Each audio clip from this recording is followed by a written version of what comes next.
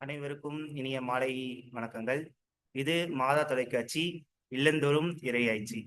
செய்திகள் வாசிப்பது உங்கள் எடிசன். இன்றைய தலைப்பானது தவக்கால சிந்தனைகள். தவக்கால சிந்தனைகள் என்றால் இளைஞர்களுக்கு முதலில் என்ன தோன்றும்? ஓகே, முதலாவது பாஸ் பண்ணிக்கலாங்களா?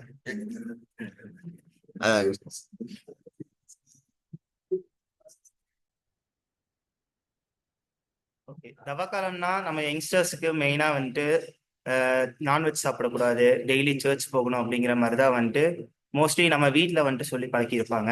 பட் மோஸ்ட்லி என்னோட பாயிண்ட் ஆஃப் வியூல என்னன்னா, தவக்காலங்கிறது அதர்ஸ்க்கு வந்துட்டு நம்ம ஹெல்ப் பண்ண முடியுமாவே, அதே மாதிரி பர்சனல் டெவலப்மெண்ட். நம்ம மோஸ்ட்லி இப்போ நம்ம சோசியல் மீடியாவில் அதே மாதிரி ஃபோனில் ரொம்ப இன்வால்மெண்ட்டாக இருப்போம்.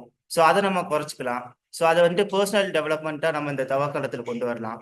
அதே மாதிரி நம்மளால முடிஞ்ச ஒருத்தங்களுக்கு ஹெல்ப் பண்ணலாம். ஸோ யாராச்சும் நீடியா இருக்கிறவங்களுக்கு, இல்லைன்னா வந்துட்டு ஹோம்லெஸ்ஸாக இருக்கிற பர்சன்ஸுக்கு நம்மளால முடிஞ்ச ஒரு ஹெல்ப் பண்ணி இந்த தவக்கால லென்த் சீசன்ல ஹெல்ப் பண்ணி நம்ம இந்த தவக்காலத்தை யூஸ்ஃபுல்லான வேலை நம்ம உபயோகிக்கும் போது இன்னுமே இந்த தவக்காலத்தோட பயன்களை வந்துட்டு நம்ம இன்னுமே வந்துட்டு யூத்துக்குள்ள கொண்டு போகலாம் நம்ம.